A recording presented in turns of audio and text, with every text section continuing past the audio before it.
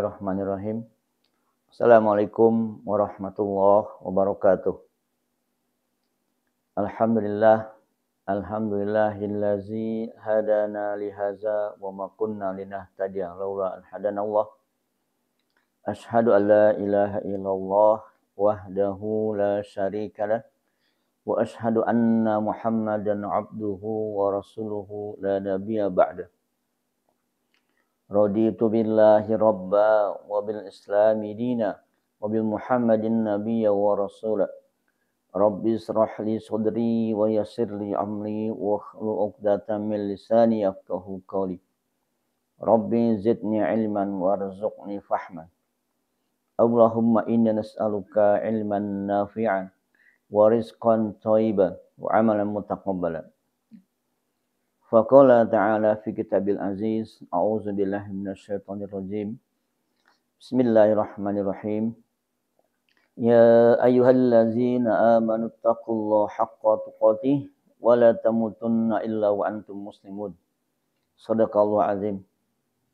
Syukur alhamdulillah kita panjatkan kehadirat Allah SWT yang telah melimpahkan nikmat kepada kita, nikmat panjang umur, nikmat sehat, nikmat iman dan Islam, sehingga kita pada hari ini bisa bertemu dalam forum tausiah kegiatan Mukarram SD Kaifa. Mohon pada Allah semoga kehadiran kita dalam taklim Mukarram ini akan menjadi amal soleh kita, akan menjadi pemberat kebaikan di akhir nanti. Amin ya rabbal alamin. Salawat dan salam semoga curah pada kedua hasanah kita, baginda alam Nabi Muhammad sallallahu alaihi wasallam, para keluarga dan para sahabatnya, istiqomah hayatnya. Kita berharap semoga bisa istiqomah berpegang teguh pada ajarannya hingga akhir hayat kita. Kita mohon kepada Allah semua kita memperoleh syafaat nanti. Amin ya rabbal alamin. Kita buka forum Mukarram ini dengan lafaz basmalah. Bismillahirrahmanirrahim. Pak Ibu dimuliakan Allah, para hadirin pemuda-pemudi Islam yang dimuliakan Allah. Kesempatan ini perkenankan kita untuk membahas tentang peran pemuda-pemudi Islam di sebuah lembaga ataupun negara, di mana kita sudah ketahui bersama bahwa kita perlu menyadari bahwa peran pemuda-pemudi sangatlah besar dalam mengendalikan masa depan bangsa dan negara.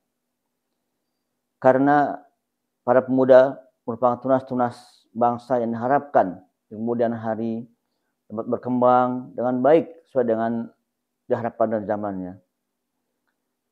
Para hadirin rahimakumullah, pemuda merupakan aset sebuah negara, sebuah bangsa yang perannya kita harus maksimalkan, kita harus optimalkan untuk berkembangnya sebuah bangsa di masa akan datang. Lantas pemuda yang bagaimanakah yang dapat memajukan sebuah bangsa dan negara? Para ulama sudah sepakat bahwa pemuda-pemuda Islamlah yang berkualitas, yang siap menerima tantangan zaman, menerima amanah sebagai pemimpin-pemimpin bangsa di masa yang akan datang. Namun demikian, Bapak sekalian, ada beberapa hal sebagai pemuda Islam berkualitas yang perlu kita akan bekali kepada mereka semua. Yaitu pertama adalah bekal pengetahuan yang luas. Pengetahuan yang harus mereka miliki enggak sebatas semua pendidikan dasar, tapi juga harus sampai perguruan tinggi. Mengapa demikian? Karena masalah-masalah untuk hari akan cukup besar, cukup luas. Bahkan enggak cuma Indonesia, nasional, tapi dunia. Untuk itu maka pemuda-pemudi kita harus kita bekali ilmu yang luar biasa, yang luas, sampai mencakup ke mancanegara. Sehingga di kemudian hari jika ada masalah-masalah nasional, internasional, maka mudah kita untuk menghadapi semua itu.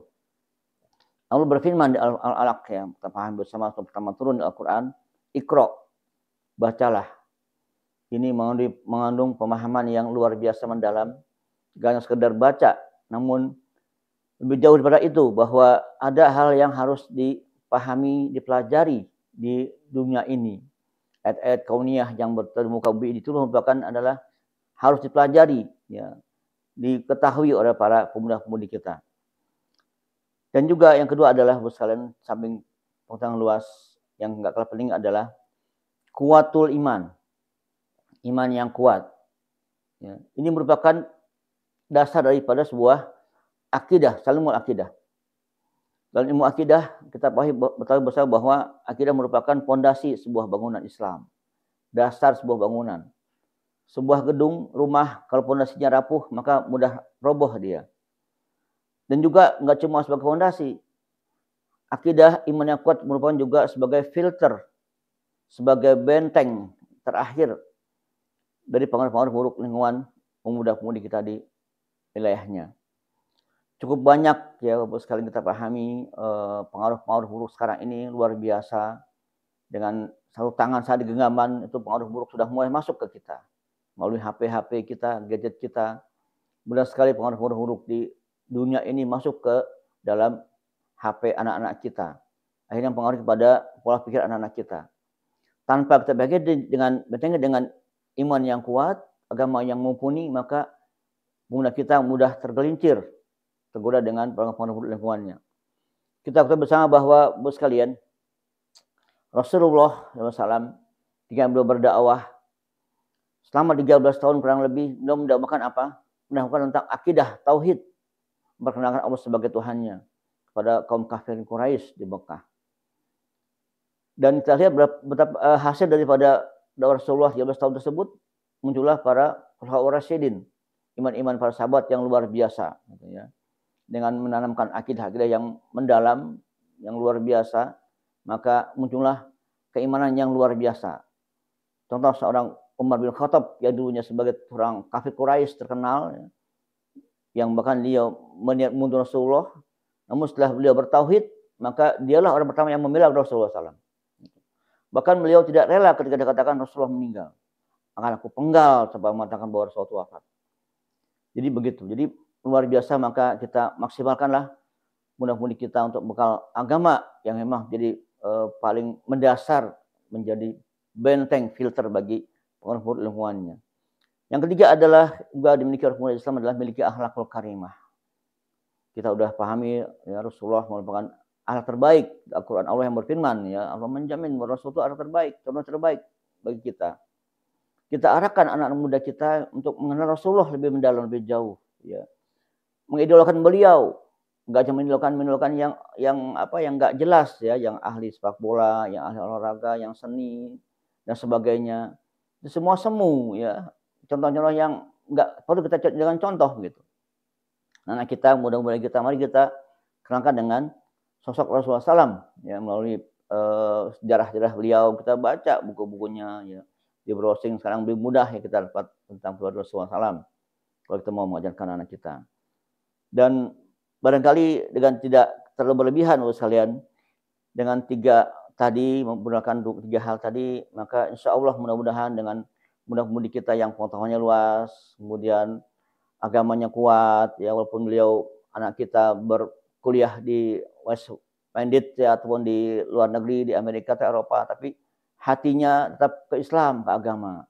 Juga anak kita bekal dengan akhlakul karimah, kita kenalkan dengan akhlak Rasulullah SAW yang luar biasa sempurnanya. Sehingga dengan demikian, jika anak muda kita berbekal tiga hal tadi minimal, insya Allah dia bisa menjadi pemimpin bangsa yang mumpuni, yang siap untuk membela agama Islam, juga untuk berlaku adil dalam sebuah negara tersebut.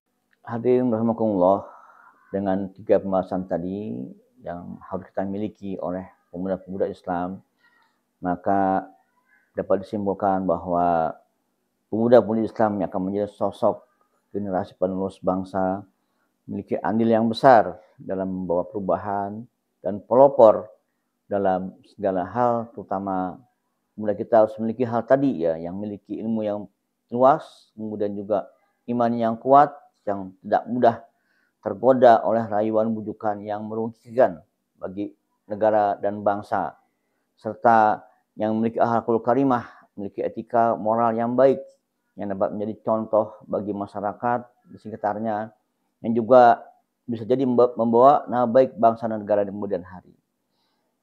Itu barangkali yang kami sampaikan. Bukan, mohon maaf ya. Wa minkum.